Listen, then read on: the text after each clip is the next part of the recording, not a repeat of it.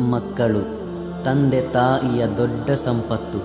ಮುಂದಿನ ಭವಿಷ್ಯವನ್ನು ರೂಪಿಸುವವರು, ಸುಜ್ಞಾನದ ಬೀಜವನ್ನು ಬಿತ್ತುವವರು. ಅವರನ್ನು ದ್ವೇಷಿಸದೆ ಪ್ರೀತಿಸಿ. ಕಾರಣ ಮುತ್ತು ಮುಹಮ್ಮದ್ ಸಲ್ಲಲ್ಲಾಹು ಅಲೈಹಿ ವಸಲ್ಲಮರು ಮಕ್ಕಳನ್ನು ಕಂಡರೆ ಪ್ರೀತಿಯಿಂದ ಮುದ್ದು ಮಾಡುತ್ತಿದ್ದರು. ಮಾತ್ರವಲ್ಲ, ಅವರ ಅನುಯಾಯಿಗಳು ಕೂಡ ಮಕ್ಕಳನ್ನು ಮುದ್ದಿಸುತ್ತಿದ್ದರು. ಇವರಾಗಿದ್ದರೆ ನಮಗೆ ಮಾದರಿ.